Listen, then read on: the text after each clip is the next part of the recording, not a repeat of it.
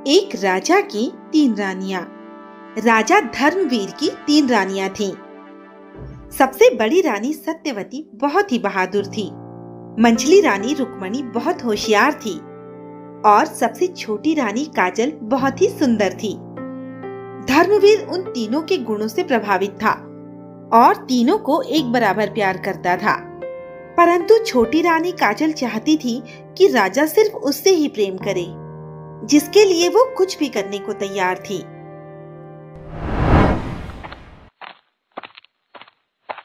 तुम बिल्कुल सही समय पर आई हो। मुझे देखो और बताओ कि मैं कैसी लग रही हूँ। मैं उन दोनों रानियों से ज्यादा सुंदर हूँ ना?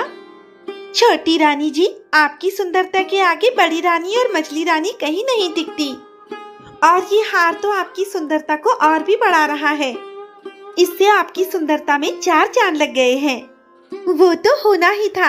ये हार मुझे महाराज ने जो भेंट किया है, वो मुझे सबसे अधिक प्रेम करते हैं।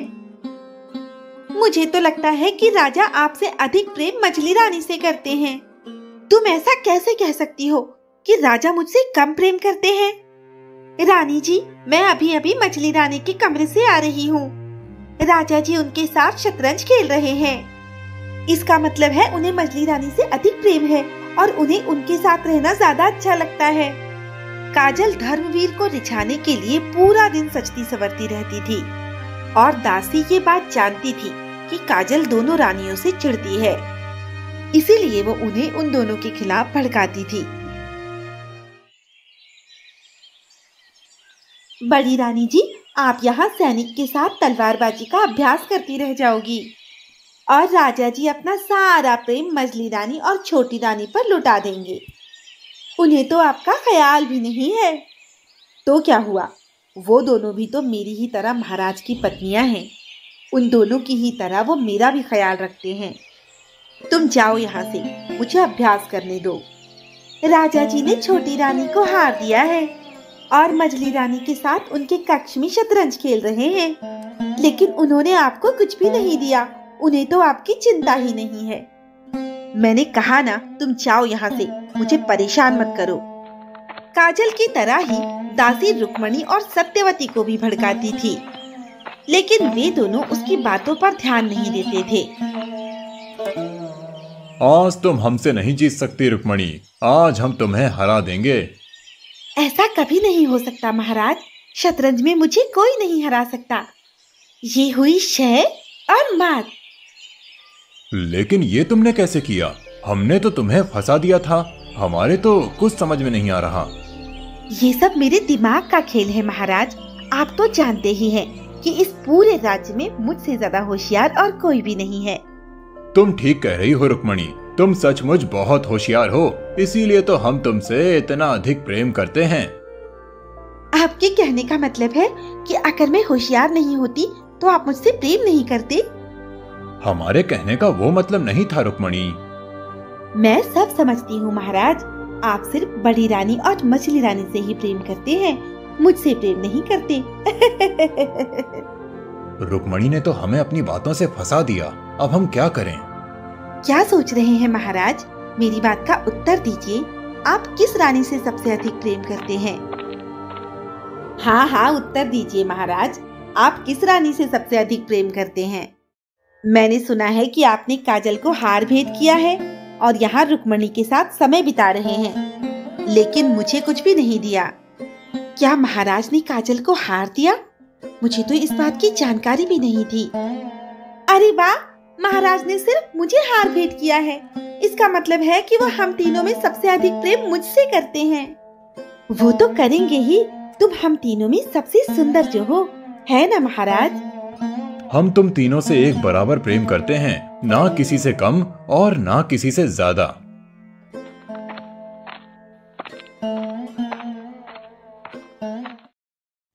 वाह काजल, तुमने भोजन तो बहुत स्वादिष्ट बनाया है। भोजन स्वादिष्ट कैसे नहीं होगा महाराज? मैंने इतने प्रेम से जो बनाया है।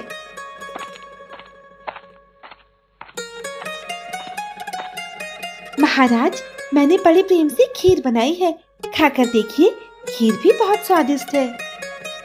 महाराज, मैंने स्वादिष्ट जलेबियां बनाई है, जल्दी से खाकर बताइए स्वादिष्ट है या नहीं। बताइए महाराज, काजल के हाथ का बना भोजन अधिक स्वादिष्ट है या मेरे हाथ की बनी जलेबियां अधिक स्वादिष्ट हैं, या फिर रुक्मणी के हाथ की बनी खीर? आप तीनों के ही हाथों में जादू है। आप तीनों के हाथों के बने पकवान स्वादिष्ट हैं। हम बहुत खुशकिस्मत हैं जो हमारी तीनों रानियां हमसे इतना प्रेम करती हैं। तुम यहाँ क्या कर रही हो सत्यवती? जल्दी से यहाँ से जाओ, बहुत तेज आंधी तूफान आने वाला है। आने दीजिए महाराज, मैं आंधी तूफान से नहीं डरती। तुम्हारी इसी बहादुरी की वजह से तो हम तुमसे इतना अधिक प्रेम करते हैं। आपके कहने का मतलब है कि आप मुझसे नहीं बल्कि मेरी बहादुरी से प्रेम करते हैं। हमारे कहने का मतलब है कि हम तुमसे प्रेम करते हैं। मुझे पता है महाराज कि आप मुझसे प्रेम नहीं करते। हम तीनों रानियों से ही एक बराबर प्रेम करते हैं। हमारे लिए आपकी बहादुरी, रुक्मणी की होशियारी और काजल की सुंदरता एक समान है। मुझे सब पता है महाराज, मैं तो आपसे मजाक कर रही थी। महाराज की जय हो। सैनिक, तुम इतने घबराए हुए क्यों हो? सब ठीक तो है ना? महाराज, गुप्तचर ने बताया है कि पड़ोसी राज्य के राजा हमारे राज्य पर आक्रमण करने वाला है। फिर तो हमें जल्दी से जल्दी युद्ध की तैयारी करनी होगी। गुप्तचर ने यह भी बताया है कि उसकी सेना हमारी सेना से बहुत विशाल और शक्तिशाली है। उसके पास 500 हाथी, 2000 घुड़सवार और 10,000 सैनिक हैं। इतनी विशाल सेना से हमारी सेना नहीं जीत सकती। अब हम क्या करें? अब हमें रुक्मणी से सलाह लेनी चाहिए। आप बिल्कुल ठीक कह रहे हैं महाराज। रुक्मणी जरूर कोई ना कोई रास्ता निकालकर हमें आने वाली मुसीबत से बचा लेगी। क्या बात है महाराज, आप काफी परेशान दिख रहे हैं। रुक्मणी, हमें तुम्हारी सहायता चाहिए। मैं आपकी क्या सहायता कर सकती हूँ? धर्मवीर सैनिक द्वारा बताई गई पूरी बात रुक्मणी को बताता है। बस इतनी छोटी सी बात के लिए आप परेशान हो रहे हैं। मैं अभी आपकी परेशानी दूर किए देती हूँ। भला वो कैसे? उस राजा को लगता है कि हमारे राज्य की सेना उसके राज्य की सेना से कमजोर है, इसीलिए वो हम पर आक्रमण करने वाला है। अगर उसे ये खबर मिले कि हमारे राज्य की सेना उसके राज्य की सेना से बड़ी है, तो वो हम पर कभी आक्रमण नहीं करेगा। लेकिन ये होगा कैसे? महाराज, आप कुछ गुप्तचरों को उसके राज्य में भेज दीजिए। वो वहाँ जाकर ये अफवाह फैलाएंगे कि राजा धर्मवीर की सेना में 1000 हाथी, 10,000 घोड़े और 50,000 पैदल सैनिक हैं, और इतने ही तीरंदाज भी हैं। तुम्हारी तरकीब तो अच्छी है, लेकिन असफल हो गई तो? ऐसा कभी नहीं होगा महाराज। जब वो राजा हमारे राज्य की शक्तिशाली सेना के बारे में सुनेगा, तो हमारी सेना से डर के हमारे राज्य पर आक्रमण करने का विचार छोड़ देगा। जैसा रुक्मणी ने कहा था, कर्मवीर ने ठीक वैसा ही किया। आज बहुत देर हो गई, महाराज अब तक नहीं आए। छोटी रानी जी, आप यहाँ महाराज का इंतजार कर रही हैं, और महाराज वहाँ मछली रानी के कमरे में है। न जाने क्या जादू कर दिया है उसने, महाराज उसी के आगे पीछे घूमते रहते हैं, मेरी तरफ तो देखते भी नहीं। मछली रानी बहुत ही चालाक है, देखना एक दिन वो महाराज को अपने बस में कर लेंगी, फिर महाराज आपकी तरफ देखेंगे भी नहीं। तुम ठीक कह रही हो दासी, अब मुझे कुछ करना ही होगा।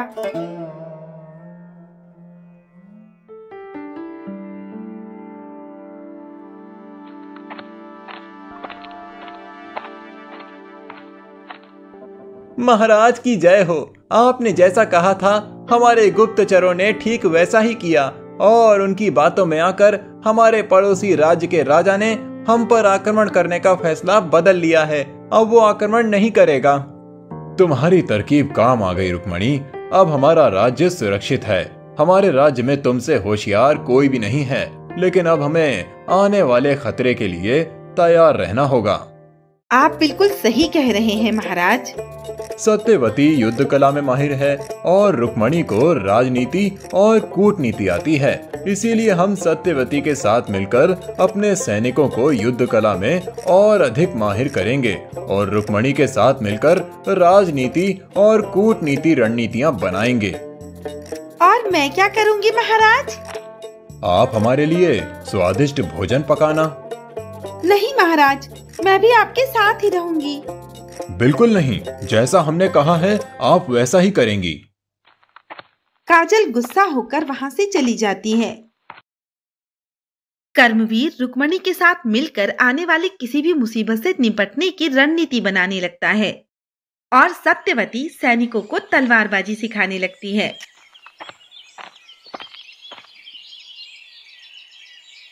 महाराज मछली रानी के साथ समय बिताने का कोई ना कोई बहाना ढूंढ ही लेते हैं।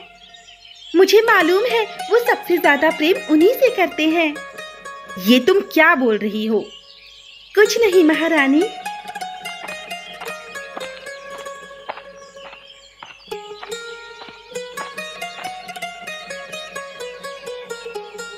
आप यहाँ फूल तोड़ते रह जाओगी छोटी महारानी, और मछली महारानी आपको महाराज से दूर कर देंगी। मैं ऐसा कभी नहीं होने दूंगी। तुझे बड़ा घमंड है ना कि महाराज सबसे अधिक प्रेम तुझसे करते हैं। मैं तेरा ये घमंड तोड़ दूंगी। तुम किस तरह की बातें कर रही हो काजल? मैं सही कह रही हूँ। काजल, तुम रुक्मणी से किस तरह से बात कर रही हो? तुम इस राज्य की छोटी रानी हो, तुम्हें इस तरह की बातें करना शोभा नहीं देता। कोई बात नहीं दीदी, काजल अभी छोटी है, नादान है, मुझे इसकी बात का बुरा नहीं लगा। वो पहली बार नहीं था जब कर्मवीर ने काजल को रुक्मणी और सत्यवती से लड़ते हुए देखा था।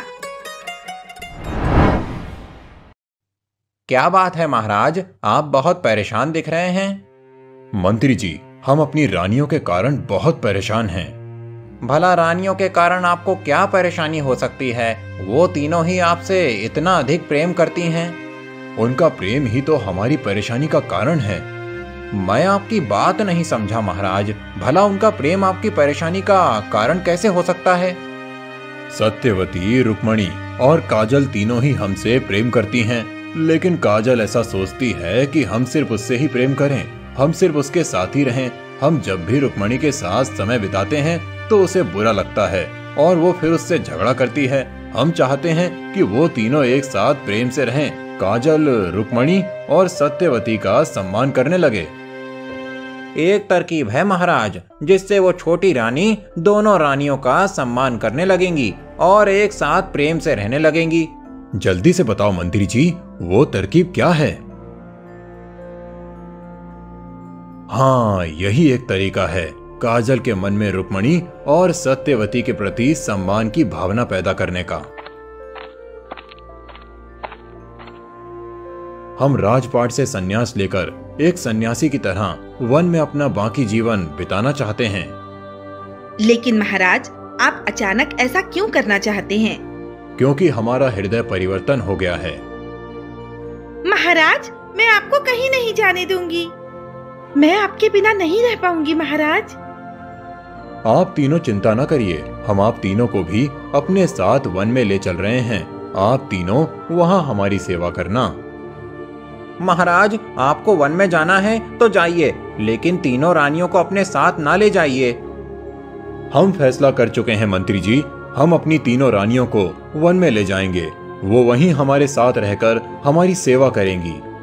महाराज, वन में रहना बहुत अत्यधिक कठिन है, रानियां वहां नहीं रह पाएंगी। अगर हमारी रानियां हमसे प्रेम करती हैं तो वो जरूर हमारे साथ चलेंगी, लेकिन अगर हमसे प्रेम नहीं करती हैं तो वो यहीं रहेंगी। ये फैसला हम तीनों रानियों पर छोड़ते हैं। जो हमारे साथ वन में चलना चाहे चले, नहीं तो वो यहीं महल में रहे। महाराज, आप जहाँ रहेंगे मैं भी वहाँ आपके साथ रहूंगी। मैं भी आपको अकेला नहीं छोड़ सकती महाराज। मैं आपसे सबसे अधिक प्रेम करती हूँ, इसलिए मैं तो आपके साथ ही जाऊंगी। ठीक है, अगर आप तीनों हमारे साथ चलना चाहती हैं तो चलिए। मंत्री जी, कल सुबह हम महल छोड़कर वन चले जाएंगे। आप हम चारों के वन जाने का इंतजाम कीजिए। जैसी आपकी आज्ञा महाराज। अब इस राज्य की जिम्मेदारी आप पर है मंत्री जी। अब हम जा रहे हैं इस मोह माया से दूर, एकांत में। बाकी का जीवन वहीं व्यतीत करेंगे। सैनिक, तुम इन चारों को वन में छोड़कर वापस आ जाना।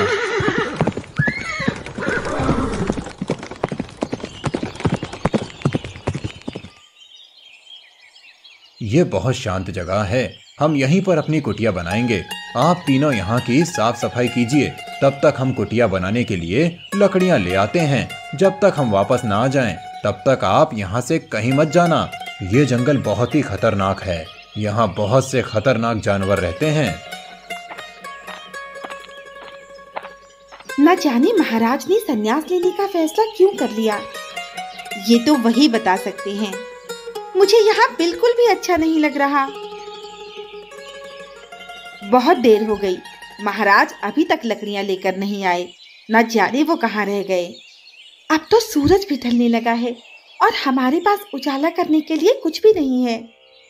मैं तो बहुत थक गई हूँ और मुझे भूख भी लगी है। मैं अपने साथ कुछ फल लाई थी, अभी तुम्हें खाने को देती हूँ। मुझे तेरे हाथ का कुछ भी नहीं खाना है। तीनों रानियां कर्मवीर का इंतजार कर रही थी, लेकिन वो लकड़ी लेकर नहीं आता है और अंधेरा हो जाता है। अब तो अंधेरा भी हो गया, अब हम अंधेरे में क्या करेंगे? आप चिंता न करिए दीदी, मैं अभी आग जला देती हूँ। ये लीजिए दीदी, आग का इंतजाम हो गया। तुम तो बहुत होशियार हो रुक्मणी। मुझे तो महाराज की चिंता हो रही है, न जाने कहाँ रह गए, अभी तक आए क्यों नहीं। हम दोनों को भी उनकी चिंता है, लेकिन क्या करें। महाराज ने हमें यहाँ से कहीं भी जाने के लिए मना किया था, हमें उनकी बात माननी चाहिए। तुम मानो उनकी बात, मैं जा रही हूँ उन्हें ढूंढने। काजल, यहाँ से कहीं मत जाओ, महाराज ने बताया था कि यहाँ बहुत खतरनाक जंगली जानवर रहते हैं।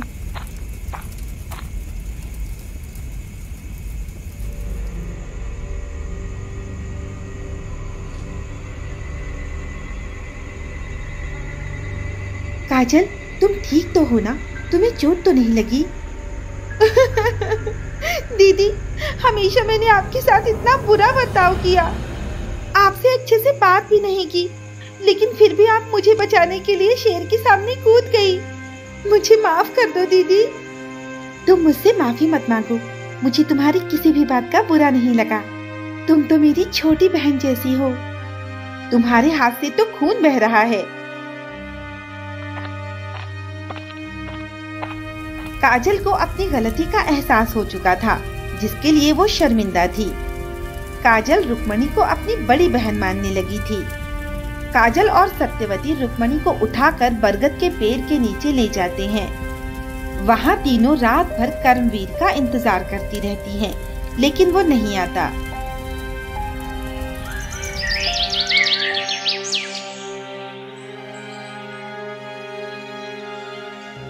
लगता है आपकी तरकीब काम आ गई मंत्री जी। रात में जो कुछ हुआ उसके बाद काजल का व्यवहार बदल गया है।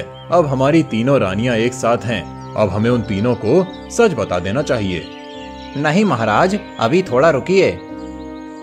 तुम्हारी नींद खुल गई काजल, अब तुम रुक्मणी को संभालो, मैं महाराज को ढूंढती हूँ। महाराज अभी तक नहीं आए काजल, मैं महाराज को ढूंढने जाती हूँ, तुम यहीं रुकना।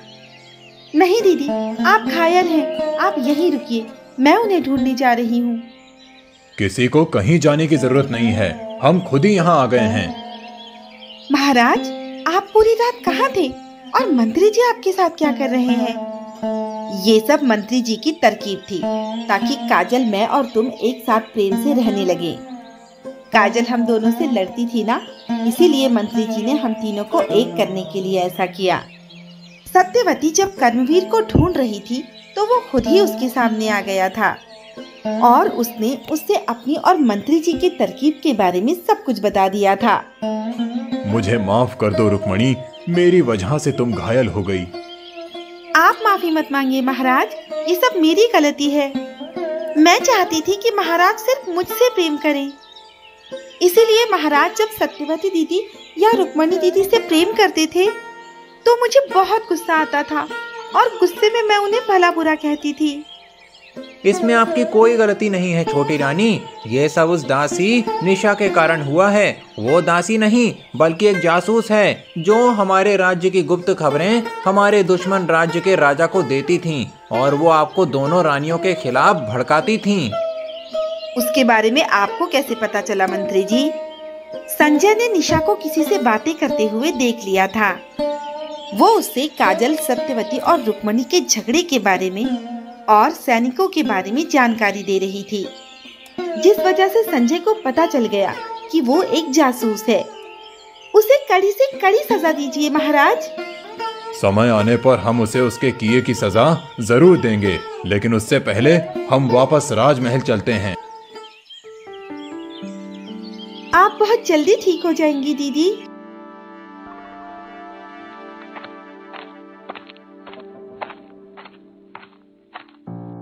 महाराज, हमारे गुप्तचरों ने बताया है कि हम पर आक्रमण होने वाला है। तुम चिंता न करो सेनापति, इस बार हमारी सेना पूरी तरह से तैयार है। हम उसे ऐसा सबक सिखाएंगे कि वो फिर कभी हम पर आक्रमण करने के बारे में नहीं सोचेगा। छोटी रानी जी, ये सबसे अच्छा मौका है। आप मछली रानी का गला दबा दीजिए। इन्हीं की वजह से महाराज आपसे दूर रहते हैं। मुझे तेरी सच्चाई पता चल चुकी है कि तू एक जासूस है। अब मैं तेरी बातों में नहीं आऊंगी। सेनापति, गिरफ्तार कर लो इसे। तूने मुझे पहचानने में देर कर दी। मैंने अपना काम कर दिया है। बहुत ही जल्द राजा सूर्यवीर तेरे राज्य पर आक्रमण कर देंगे। अब हमारी सेना हर आक्रमण के लिए तैयार है। सेनापति जी, इसे काल कोठरी में बंद कर दो। सूर्यवीर राजा कर्मवीर के राज्य पर आक्रमण करता है, लेकिन हार जाता है क्योंकि कर्मवीर की सेना बहुत ज्यादा शक्तिशाली हो गई थी। कुछ दिनों बाद रुक्मणी पहले की तरह ठीक हो जाती है, जिसके बाद कर्मवीर की तीनों रानियां खुशी खुशी एक साथ मिलकर रहने लगती हैं।